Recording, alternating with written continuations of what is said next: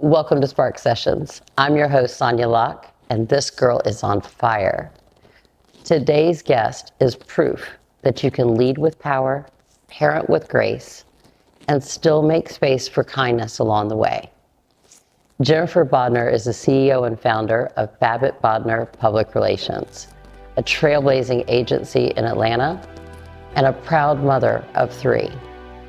From building Gazelle brands to navigating boardrooms and bedtime routines, Jennifer's story is one we all need to witness.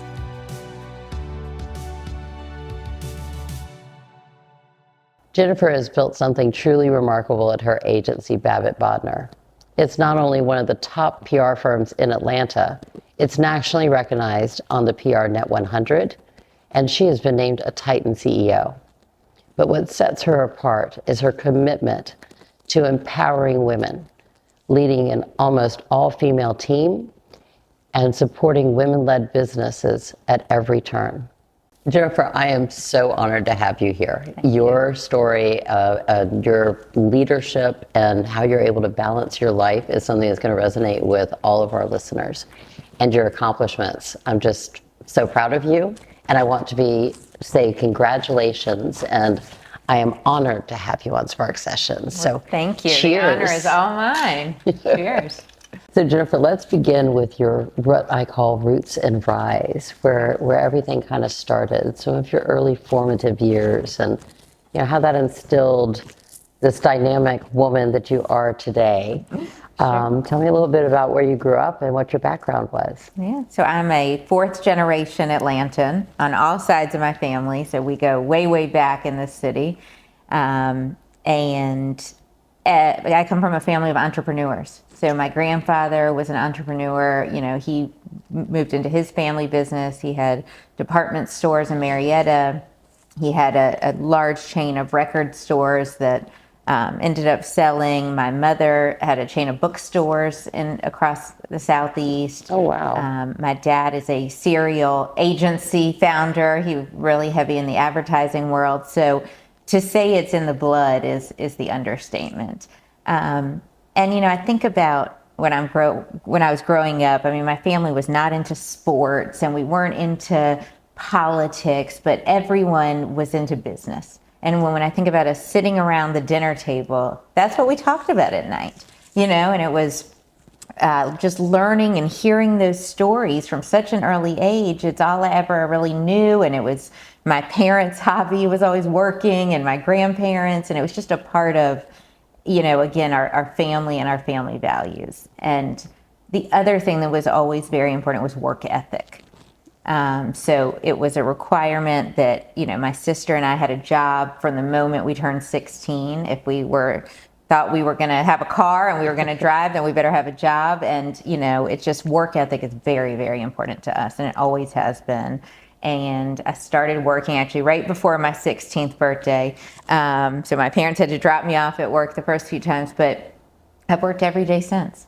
Wow. And so, and I've loved it, and it's fulfilling. And I think I just learned work is about more than just working and getting a paycheck. It's about having your own successes. It's about having confidence when you do hard things. It's about, connections and the people you meet from work. There's just so many elements to it. And so I learned all that, really early on, and it is genetic, I guess. Well, that's really unusual, having a whole family of entrepreneurs, especially with your mom as well. Yes. That does kind of shape your vision of what you can be. That's right. And what you can accomplish. So you kind of went out in the world thinking, I can do whatever I want to do, right? That's right. Sky's the limit.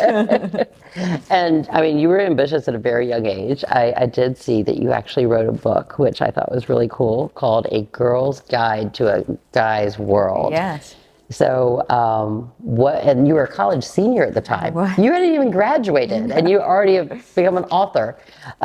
So what was it that compelled you, and especially kind of writing about gender and differences and what it was about? I've always loved to write. That has been, as I look back on where my strengths were and what I was into, creative writing was always a big part of my world. I was the editor of my high school yearbook.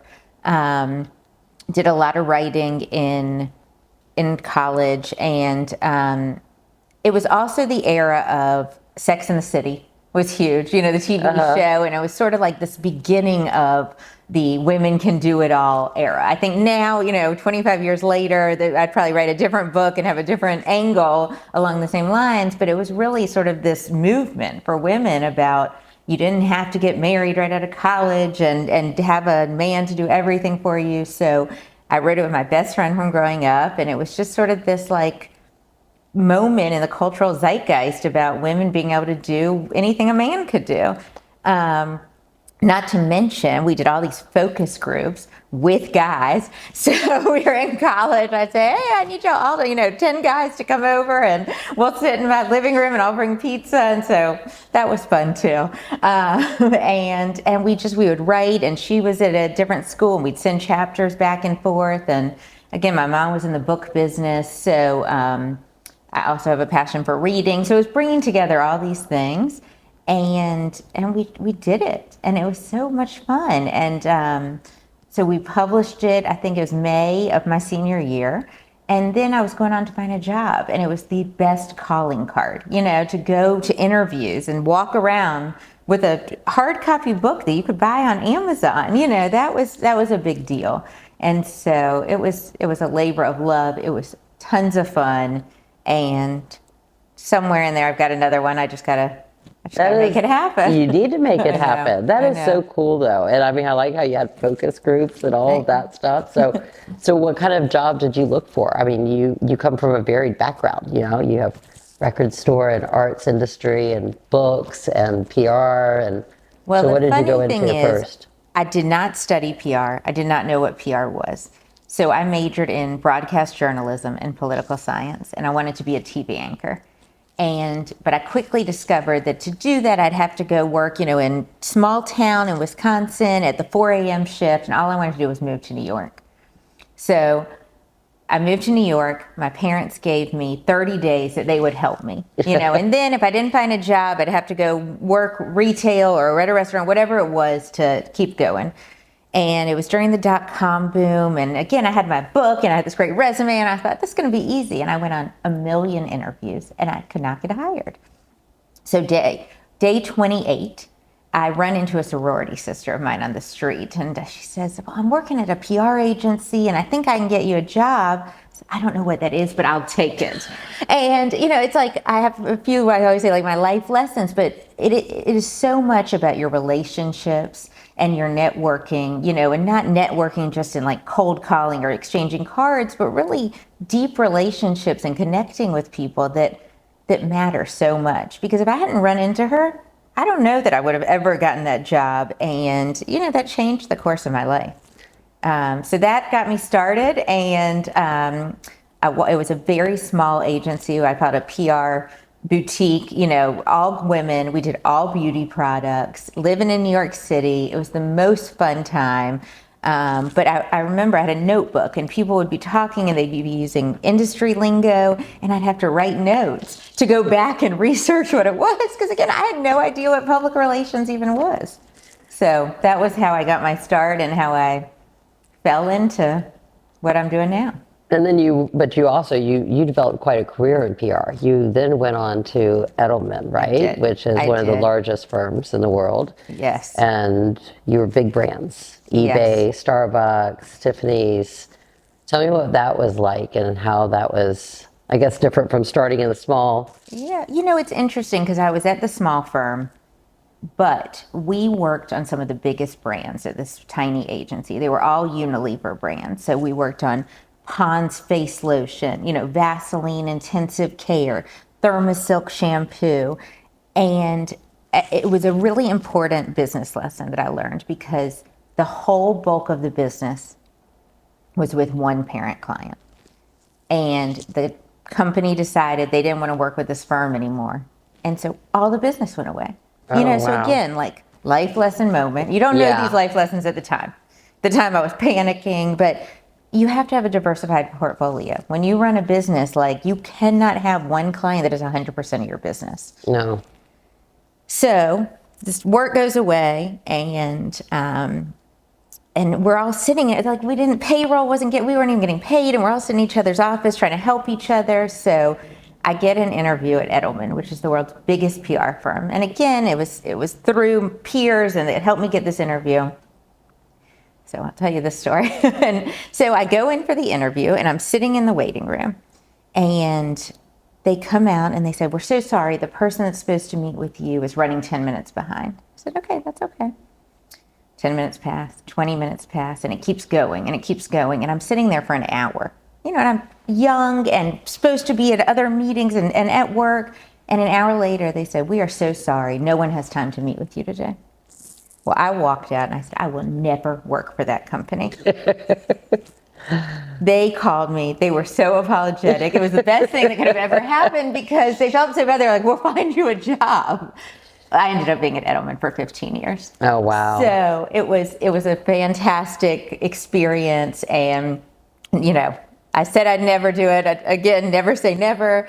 So I started in their consumer health group, and I moved into technology and retail. I got to lead the Starbucks account, I'm still a Starbucks addict from those days. I think we all are. PayPal, eBay, Microsoft. To your point, just got to work with the biggest brands in the world, helping them drive communication strategy and events and messaging. And I learned just the most tremendous amount from my time there. And really forever grateful to the Edelman family and to all my managers and bosses there, because it just couldn't have learned anymore. Yeah. But then you did break away and you started your own firm. Yes. 15 years ago. Yes. What was that fire inside you that said, "I think I can do this on my own and start all over"? Well, I think it was having that entrepreneurial background, that I knew the worst thing that happens is you fail, right? And that's okay. And we will pick ourselves up. At my job at Edelman, it got to the point in my career there where all I was dealing with was budget and HR. And I missed the work. I love to write. I love to be with clients. I mean, these are the things. And I wanted to create something that was different than the big agencies. I wanted to create a partner, an agency shop where the most senior level people are doing the client work. We can do things differently than these global firms had been doing it. So that was what got me to do this. I saw what was happening, the holding companies, these big conglomerates, and I thought, I can do better client service. I can get myself back into the work, and I can do it for half the price. Yeah. So again, let's give this a try. So I had one client, and I said, "I'm thinking about going out on my own. Will you come with me?" And they said, "We don't know what your agency's name is. You're our person. Let's do this." So life lesson number 7, it's not about an agency. It's really about the team. And you tell me, but I think from clients' perspective, it's about the people that are working on their business and the relationships, and not about a name on the door. Yes. So it's about the partnership, I would say. Right. I think that's the most important thing, is where they feel a true partner with that. And you said another thing about being an entrepreneur and knowing, okay, well, if it fails, it fails. Right. And I think most successful entrepreneurs will always say that their biggest successes come from their biggest failures. That's right. So speaking of that, being an entrepreneur and like I said, branching out on your own, it sounds good. But that was a bold fire decision that you made. And I'm sure there was a lot of tribulations and stuff along the way. So let's get into kind of some of those challenges when that fire hits the pressure cooker, so to speak. Yeah, look, being an entrepreneur, running a PR agency, it is a roller coaster. And, it is the highest highs and the lowest lows. It really is. So, look, every day I'm learning still. And we have our good days and our bad days. I sort of look at the agency in seasons. The first 5 years we were in total startup mode. It was just me for a while, and I was a mind for hire. And then how do you make the decision to bring on your first employee? That was a massive juncture, in my mind. But I met with a mentor, and he said, just do it. I tell everybody, just make the next hire, because it will force you to go find the revenue to pay them. So it's an interesting model, but it was like, otherwise I was just sort of like a consultant. It was just me at first. I was bringing in partners as needed. It was safe, but you talk about getting the fire lit. So I brought, you bring someone on. How am I going to pay these people? Well, I got to go find the business. And that's what I've done, over and over again. But I mean, you're asking me about the challenges. I mean, the list is long. I had 3 different people that I brought on as a first employee, and they went and followed their passions. And gosh, that's a challenge when you have to quickly figure out that, clients loved these people. Well, what am I going to do now that they're leaving? I mean, the people part is hard, and so that has been a challenge. Keeping clients and keeping a pipeline, I mean, that's an everyday challenge.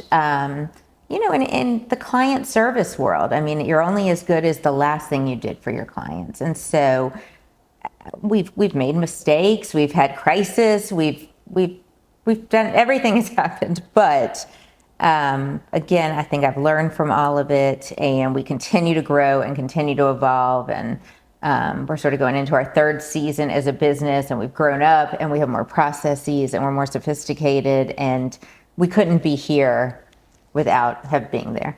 So, and talk to me a little bit about the seasons. What do you mean by you've gone through 3 seasons as your company? Yeah, so challenge. So the seasons are really how I think about our growth. The first, as I said, it was startup mode. So, I mean, I didn't know how to run payroll. I didn't know how to, we had no process. I mean, it was the wild, wild west, and it was just meeting with clients and what do you need and finding staff. And I mean, so it had its own sets of opportunities, because everything was new and it was emerging, and we got to have a big launch. But the challenges, I mean, again, I think I could write a manual on how to set up a business based on that, because there is no manual right now, right? Like, how do you know what structure you should be? An S corp, and I mean, who knows? Do you need a payroll company? Are you supposed to have a retirement? How do you set up an email account? I mean, they're little things, but when you are starting a business, like, there are so many unknowns. So those first few years, that first season was sort of just setting up the business of the business. You know what I mean? So starting to grow, starting to hire our first employees, but really just figuring out these basics of running a business. Then you go into sort of the second stage where we started to mature. I had some of those systems in place. We were growing faster than we could even handle it. And, but still, like, a lot of just, we were in a little bit of what I call whitewater. It's like things were just happening, and they're running past us, and it's moving so fast because we were growing so fast that, like, the oars were falling off. And so trying to fix that. And so we're hitting our 10-year anniversary in October. Congratulations. And I think we really are, we're out of the whitewater. Yeah. We are out of the startup mode. We have learned so much. We have great systems in place. We have great client service. I mean, the work we are doing for our clients is second to none. I have a solid leadership bench that is incredible. I mean, we have the best team members of any agency in the country. Smart, savvy. But, I just gave out the book to all of my team members as we go into the next season, which is, what got you here won't get you there. Oh, I love that. And that's our mantra, right? Yeah. How do you keep growing? It certainly is not doing the same thing. I mean, so we are exploring in this next season, I mean, what does technology look like for us? What's that tech stack? AI. I mean, this is not something happening in a million years. Right. AI is here, and it is dramatically changing everything about everything. And if we aren't on board and if we aren't using it the right way, we're dead in the water.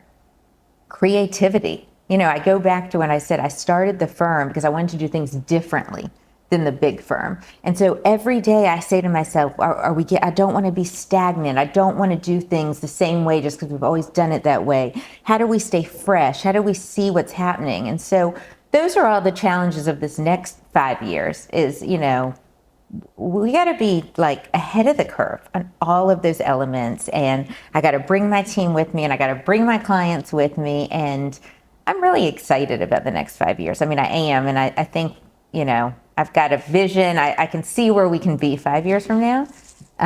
But it's going to take a lot of fast moving shifts and advances like we've never done before. Yes. Well, I think you definitely can lead that. But let's talk about, you said you're celebrating your 10-year anniversary, which if I did my math correctly, you have 3 kids. I do.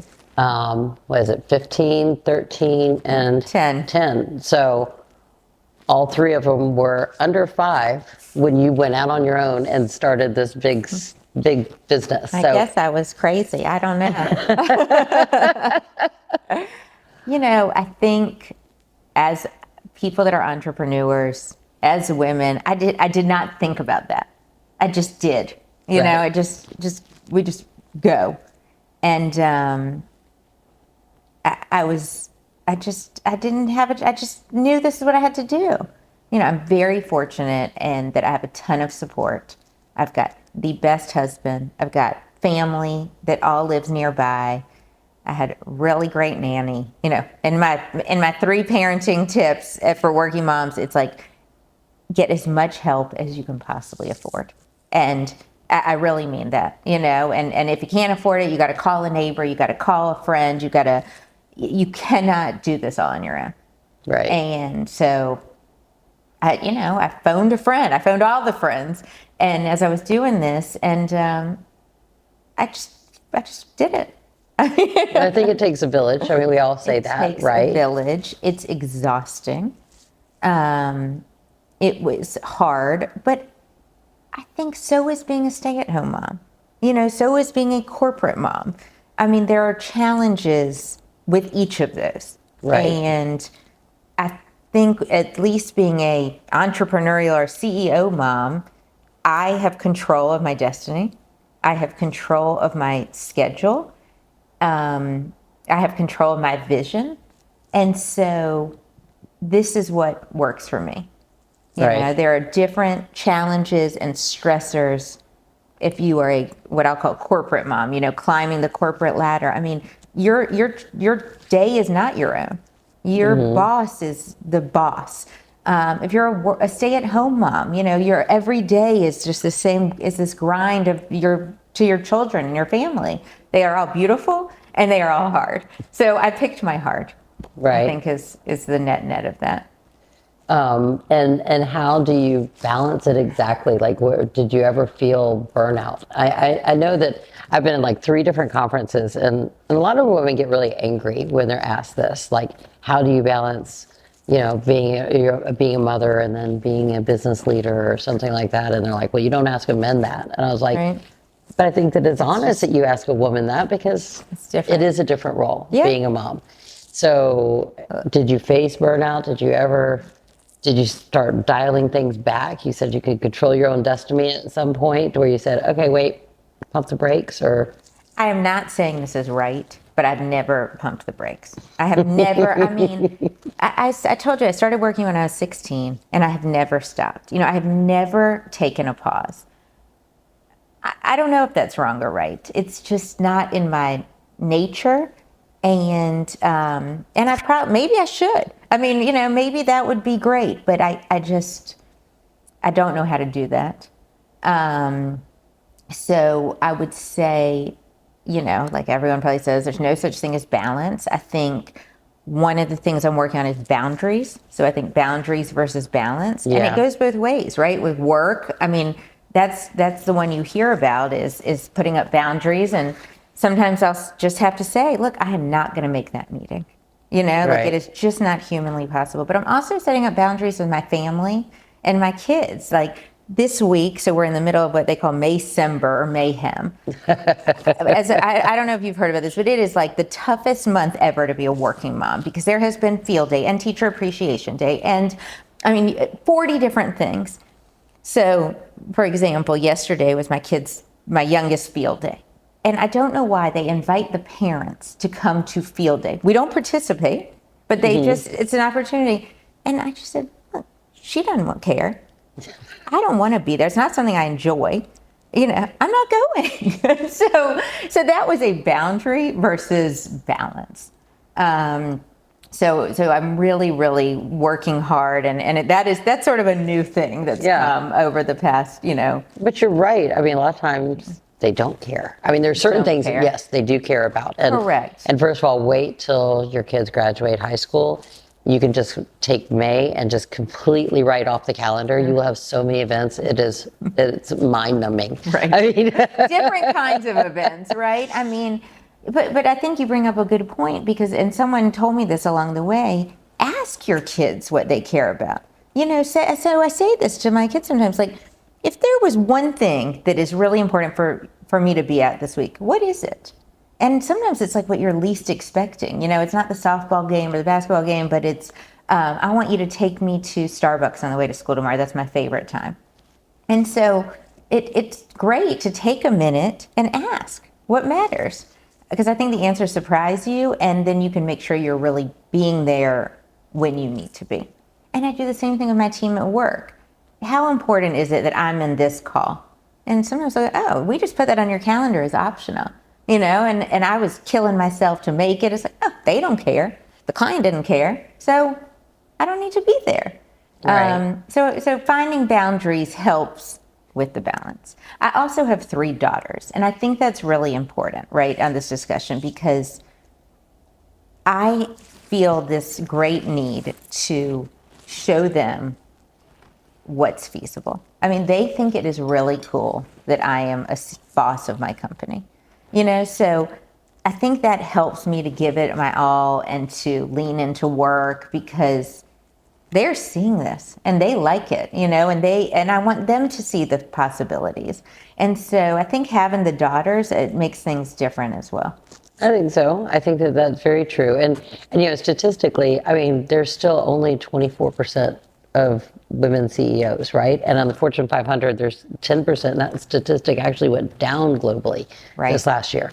But we're over 50% of the workforce. Yeah. And I think this balance thing that is, I had a podcast a while ago. We were talking about the different generations. And Gen X, we had the term mommy track, because you had a choice. You're either going to have kids or you're going to progress in your career. Right. I think millennials, a little bit different, right? They kind of went into that world like, no, I can do everything, right? And I think that the next generation, Gen Z and Gen Alpha, they're seeing the same thing. And I think you're kind of leading that. So what are your other 2 hacks? You said you had 3 hacks for a working mom. So outsource. I mean it. Everything you can do, whatever you can handle doing. This sounds very basic, but I live and die by my calendar, and a shared calendar and a color-coded calendar. So, I share a calendar with my team at work. I share a calendar with my husband. I share a calendar with we have a family calendar. I don't know how else to function, so I think that's number 2. I said you are totally right about like the outsource. Like, I stayed at home for, I think, maybe 2 years, like after I sold one of my businesses and then before I started my next, and I was like doing laundry, which I hate. Yeah. I'm not domesticated. Right. And I was volunteering for like 5 different charities, and they were all for my kids, but I was angry at my kids because I couldn't get the chairs there on time for the big function. I was like, what am I doing? Like, this is not my skill as a mom. I mean, my skill as a mom is I throw great parties. Right. I'm there for my kids. Doing what you like to do. That's why you bring your best self. And you bring your best self. Yes. I think that's the biggest thing, is what you said a lot earlier was about presence and being and owning who you are. Right. And owning that presence and that thought of hey, this is what's important to you and what's important to me, and setting those boundaries, I think is probably your 3rd hack, is set boundaries. Set boundaries. You got to set boundaries. That's right. Right. Yeah. Maybe that's the 3rd hack, is learn the art of saying no. Yes. And that's what boundaries is all about. Yes. I mean, I'm reading Let Them, and just sort of all the rage right now, but that's really what it's about too, is let them be upset, but let me have some time that I need for other things. And that's been really critical recently. I think you're going to need to start a book club. Like, you've already named 2 books that I want to get. So we're going to, at the end, we'll just name all the different books that you have. I'm a huge reader, fiction. I mean, if I ever start a podcast or an Instagram influencer, I want it to be about books and reading. So that's a personal passion. So you obviously walk boldly with presence in every room you walk in. I mean, you know yourself very well. I mean, I think that is what is so wonderful about you, is how authentic you are, and don't stop, right? But so for the burning question, what I want to talk to you about is something that is just come up in every single episode that we record is the imposter syndrome. And 75% of women have it, which I think it's more like 90%. Right. You know, why do we have it, and how can we start getting rid of it? Because it's a natural thing, I think, for us women. So did you ever have imposter syndrome, or? You know, when I started my career at Edelman, the first 2 years I was there, I used to call my mom every day and say, I think I'm going to get fired. And it was because of self-doubt. And was I doing enough? Was I showing up well? And every day I'd call her and tell her this. And I was doing a lot. I was doing really well. You know, and finally after 2 years, I said, I'm not listening to this anymore. You're fine. And I guess that I never put a name to it, but I guess that was imposter syndrome. You know, and how do we break the cycle of imposter syndrome? I think it's about true metrics of results. I think it's about knowing who you are. I think it's about, you know, a success. I mean, just recognizing your own successes. And at Babbit Bodner, I mean, that is literally our job. We work with executives on their visibility, on their presence, mostly with female leaders. We do a lot of work in that space, and about getting them over that hump. You know, we want them to stop being so humble and start sharing with the world all their knowledge and all their successes, because that's what people want to hear. It is not bragging. It is sharing knowledge and sharing wisdom and merchandising what you can do. Men would never shy away from this.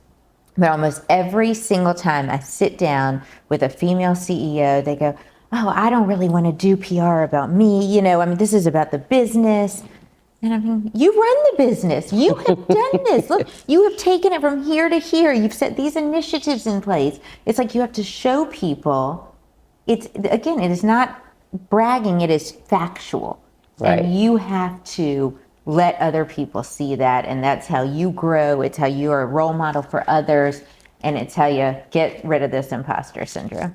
I like that about being a role model for others, because I know I'm guilty of it. Every award I got, I was always like, oh no, it's not me, it's the team. And, you know, like if somebody compliments me, I kind of shy away from it, like, oh, no, nothing, you know. And I think most of my staff does that too, but it's like, but you're right about you're not being a role model when you're embracing that. Right. When you're embracing that negativity, that you aren't as great as you are. And I think that that's really something that as women, we need to be building up the ladder for other women. 100%. Yeah. And I think it just takes a little practice. Yes. You know, you don't have to go on LinkedIn and do this big post and say, I am fabulous, you know, but you should start and when you're in a room with some of your girlfriends, you know, tell them about something great that you just did. I mean, that's an easy audience and they want to hear, right? Like they love you, they support you. Tell your family, and then you can sort of get bigger and more comfortable in practice. But it's not just for PR and visual sake, right? It's like, if you want to grow your business, if you want to grow in your career, you have to do this, because people don't know. They're not seeing it. They're so focused on themselves and their own schedule. So look at it as a business imperative and not just a vanity metric. Well, I think it's also a personal imperative too. I mean, like, you are going to achieve more when you are recognizing your success and recognizing your joy, right, and not focusing on the negativity. And so it's like going back into the whole thing about failures. If we are not failing, we are not succeeding. Right. Right? We have to push those boundaries And that means that we just have to pat ourselves on the back sometimes and say, you go, girl, right? That's right. That's exactly right. That's a good way to put it. Yeah. So what else would you say to someone else going through the imposter syndrome? Maybe someone young in their career going in, or a leader, or maybe some of your clients that you've gone into, because I know you work with a lot of women-led businesses. Right. How do you go in there and start getting them to get over that hump? Yeah. I mean, I had my working mom tips, but I think as a working person tips, one of the things is keep a file, okay, or put it all in an email folder of the successes that you've had. Because first off, you forget. Right. I mean, we forget some of the great client work we did 3 months ago. But sort of keep a file and go back and look. Because again, the only way to combat imposter syndrome is with facts and metrics. And so I think sometimes seeing, wow, I did this and I did that, and revisiting it, that really, really helps. As I said, I would start with an easy crowd, and then third is what's the worst thing that happens? So I ask this a lot of my team about a million things. What is the worst thing that could happen? If you did X, Y, and Z, you'd get fired. This client will leave us. So if you go put yourself out there and you have an opinion, or you say, I just want y'all to know I just closed $5 million in sales. What's the worst thing that happens? I would say, I can't think of one bad thing. Maybe Joe, who's trying to move up the ladder, thinks you're being braggy, but probably not. And, I think people will really admire you and look up to you and think about the best things that could happen.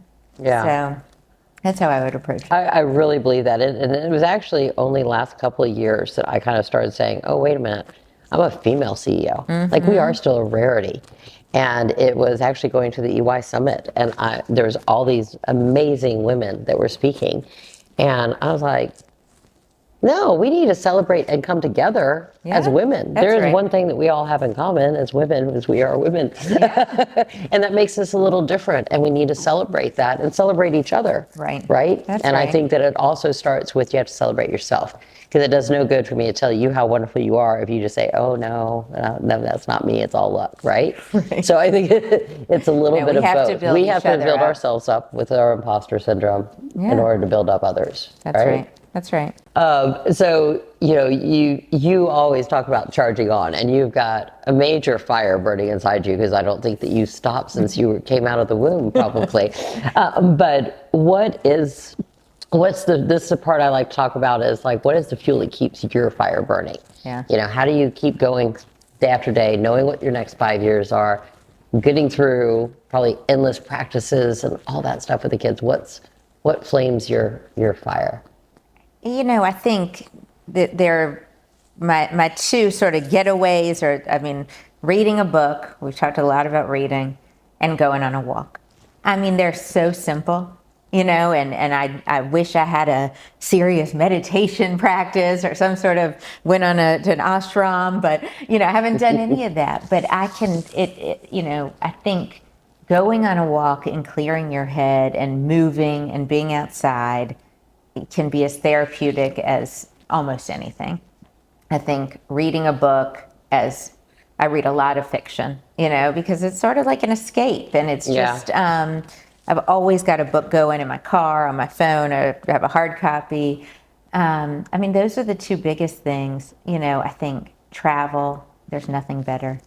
I think going away with your girlfriends. I have a very, very close group of girlfriends, and we've been best friends since, preschool. Wow. And we have an annual trip. And when we are on the last day of the trip, we pick the date and the place for the next year, and we do it, we don't miss it. And it is one of the most recharging things you can do. That's beautiful. It is great. And we all have different things going on, and, some work and some don't, and kids and life. And it's a really important getaway. So when's your next trip? We just came back from one about 3 weeks ago, so we've got 11 months and counting. And how many of you guys are there? There's 7 of us. Wow, that's a good group. I know. Yeah. I know. And I was laughing because I was telling someone else about this. I mean, the newest friend in the group I met in 7th grade. So, I mean, this is long time. And look, everybody, again, we are all moms. We are all middle-aged. I don't like that phrase, but look, everybody's got a lot of stuff going on. And sometimes it's just nice when you share and you realize you are not alone, and everybody's, I think my parents used to say, if you put all your problems into a pot, you'd end up picking your own back out. So you hear all this stuff, everything is relative, everything is just what you make of it. I love that saying. It's true. You put all your problems, it is. And I mean, I think that's the whole reason why we kind of even started Spark Sessions, is like sometimes it's just nice to hear somebody else is going through the same thing. Yeah. And how they work through it, because we're all dealing with these same, questions or struggles, or finding our happiness, like you said, going out with your girlfriends and going on a trip. That's beautiful. One other thing I do want to say, and we've talked a lot about girlfriends and female CEOs, but I would like to just say to all women out there is be really smart about who you pick as a husband. I mean it, because I don't think everyone is. And you have to have that support to you. If you want to be a career woman, if you want to be an entrepreneur, like you got to be with someone that's ready to be in that. And that's critical. And so you got to be thoughtful, and everybody, oh, you're so lucky. He does this, and it's like, it's not luck. I mean, I was thoughtful about this, and I knew where I wanted to go, and I knew what I needed in a partner. So that's very smart advice. It was funny. I was actually at a conference and I was speaking on a panel, and one woman said kind of the same thing, and she talked about that. And I was not smart on my choices. Let's just say that. And I was like, well, I kind of blew that. Yeah, I mean, I do think it's women in their 20s that come work for me, and I just want to say, make sure, life is long and marriage is long, and be thoughtful. Yeah, I think I love that. Be thoughtful and understand, like I said, and I think that also goes away with authenticity. Yes. You knew where you wanted to be, and who you were, and you needed to find a partner that was going to go along that same path with you. That's exactly right. Hiding it. Right. That's right. No, that's beautiful. Thank you. So what is your mantra, would you say, or one of them? I loved or give me a Southern saying that your family grew up with. It was fun. I got to think on that one. Okay. I mean, look, I say, what's the worst that can happen? Yes. I don't know. That's not a positive mantra, but really it's just sort of, and on that path, I always say have a plan B, C, D, and E. We are going to all, whether it's a work project or a life moment, like there are so many bumps in the road. Right. Nothing is going to go our way all the time. So that's okay. But then what are you going to do with? What's the next road? How do you take that bump in the road? So I don't know if those are life mantras, but it is just so important. And the last thing, I mean, my mom used to always say, you got to have a good attitude. It's all you need in life. You may not be the smartest person or this, but if you have a good attitude, it can take you really far. No, I think, and you obviously have a good attitude. Depends on the day, but yes. Don't we all? So let's also ask about, how does being a mom teach you about, leadership and I guess patience, and how that fans the fuel or depletes it? Right. I'll answer that a few ways. I mean, I have very little patience, just to be transparent. But I think what children really teach you is the importance of presence. I mean, we've talked a lot about this, but the worst thing is when my kids see me just on my phone, and I hate that. So they have really made me stop and focus, and whether that's with them or with a client or in a room of friends, whatever it is, to be more present. Put the phone away. We have a client, she has a bracelet inscribed, and inscribed says, be where your feet are. Oh, I love that. And it's so true. Like, you got to be in the moment, because they are fleeting, and your kids deserve, and your clients and your friends, they deserve your attention. I think they have also taught, we can't forget about like simple joy. So being playful, going on a walk and like looking at rocks. I mean, my kids are older now, but they still find joy in things that sometimes as we age and as we work, you forget. And so I think seeing that and then trying to bring that into the workplace. I mean, we do quarterly outings as a team, and I'm trying to do ones that are really focused on creativity and just out of the box, not things that we would do on a daily. It's not just about going to a nice dinner. I mean, we're going to an exhibit at SCAD, or we'll go to a Braves game, just about joy and fun. I mean, there is so much we can learn from our children. And, resilience, I mean, I think kids are so much more resilient than we are. My kids will have a bad day, someone will say something mean, and they forget about it the next day, and I think we could all learn from that too. Just get over it, and move on, and we're so much better off. You are very good with presence, and I think that's one of the most important qualities in life, and to pass that on, and pass it on to your children as well. That importance of being present in that moment, which kind of leads us to our next segment of like what you're hoping to pass on to your children. And the most important segment of, I guess, Spark Sessions, which is passing the flame. I see. So this is the most important part of Spark Sessions, and I think really kind of why this whole thing exists is passing the torch, right? There's someone out there listening that is dreaming of more, but doubting it's possible. There's someone juggling motherhood and a career or an ambition, and I want to ask what do you have to say to that next generation, those future leaders? Or, and we often say, okay, think back and come talk to a younger version of yourself, Right. Or perhaps your daughter. What are some of the things that you can share your wisdom with the next generation? Sure. I'm worried about the next generation of women wanting to go into the workforce and wanting to be leaders. I started off saying, pick your heart. And I think, there's interesting things happening in cultural zeitgeist, and we're seeing trad wives are taking off, and this sort of narrative about looking down on working moms. But so I guess I would just say it is all hard, but it is also all wonderful. And so again, pick your heart, and the feelings of self-satisfaction and of confidence and of, just knowing what you're capable of. If you take that next step, if you take a leap of faith, it will come back to you in spades. It is worth the leap. What is the worst thing that happens? Right. And I think I see so many people around me living with some regrets.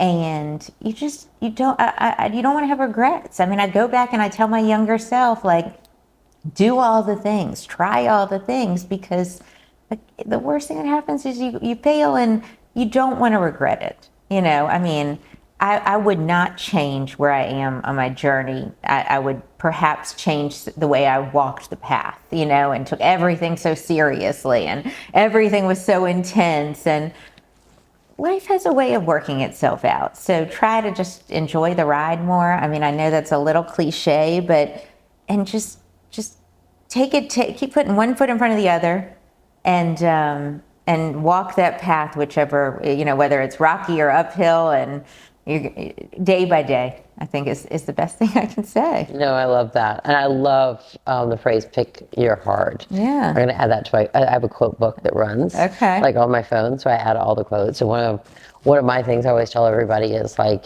it's more about the journey than the destination. Yeah.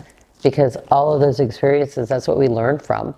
And sometimes they're going to be hard, but that's okay. And you just don't know where life is going to take you. I mean, going back to my first job, I have this memory I have to share that me and this girl, we were both out of college, and we started on the same day.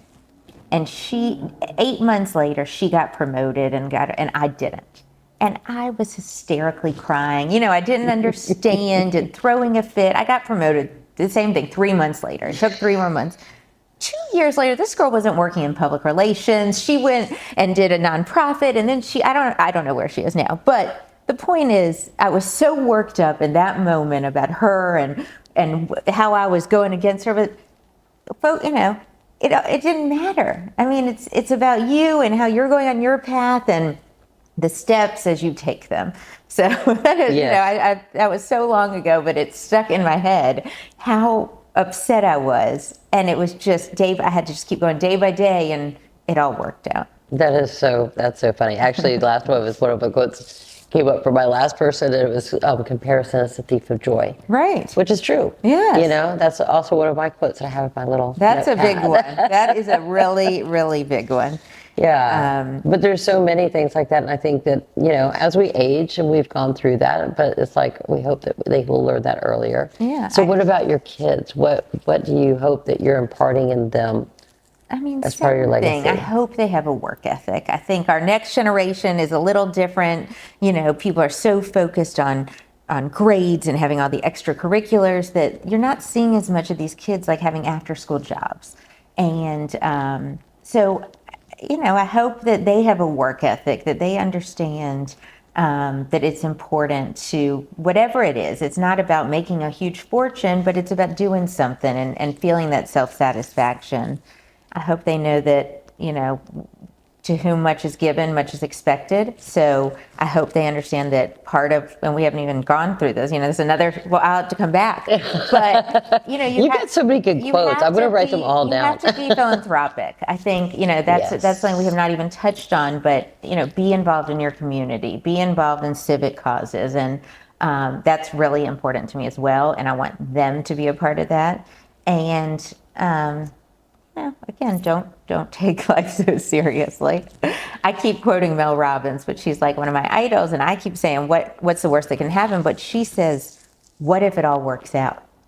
You know, and I think that's what I want future generations, I want my kids to see is stop having all this anxiety about the future, and what if it all works out? That's the best. That's beautiful. I like all of those things. And you're right about the philanthropic. Now I can't say it correctly. Because that's so important in giving back. And that's why I say it's like passing the torch. I think is the most important part, because that is also a form of giving back. Like what you're giving back to your team that you work with and with the other women-led businesses that you sponsor, or even men-led businesses as well, right? But how you bleed those back, I think is important. I think being involved in some way, whatever it is, time, money, resources, just have a passion and be a part of your world. Yeah, I love that. You are definitely leading the way with so many people and with your kids and with your team, but now it is the fun part, okay? So this is the section we like to call the fire round. Okay. And it's first thing that comes to your mind, super, super easy. I'm not gonna stump you on anything. So you ready? I'm ready. All right. Coffee order that gets you through Monday morning. A tall pike, light half and half, every single day. Your go-to hype song before a big pitch or presentation. Every day I win. Love that song. One thing in your bag that always surprises people. I think just the fact that it's a giant mess. Southern phrase or saying you secretly love and use often. Y'all come back now. Most iconic brand you've ever worked with. Honey baked ham. Oh, nice. They're our favorite. I do love them for Thanksgiving. The one thing you're unapologetically saying no to these days. My kids' field day. Favorite quick win dinner for your family. We have tacos and we have spaghetti on the reg. I love Taco Tuesday. And then one thing every woman should stop apologizing for. It's a tough one. Being authentically themselves. And you are very authentically yourself. You're funny, you're fierce, and you just are a constant go, and you're an inspiration to so many other people. So I really think you just need to keep on doing that and let that fire burn. And I love that you're involved in community and everything else as well. So it's much brighter out there. Thank you. Thank you for having me. It's the most fun. Okay, so before we end, the last thing I ask every single guest is, what is what is Jennifer's spark? What is that one truth that kind of keeps you going every single day? That's your fire. I mean, like, my girls are my fire. My 3 daughters, they inspire me. They make me laugh. They make me cry. But they're so smart, and they're so, just have an intelligence and an interest and a curiosity in the world that is unlike any others. And they make me feel like our future is bright. So they are the spark and my light and my fire and the reason I keep on going. I mean, Jennifer, thank you so much for being with us today. You actually make me happy. Like, I mean, all of your inspirations, and you're just always that passion and that brilliance and that presence. So thank you so much for being here today. You've been wonderful. Thank you. Thank you for tuning in to Spark Sessions. Until next time, keep the fire burning.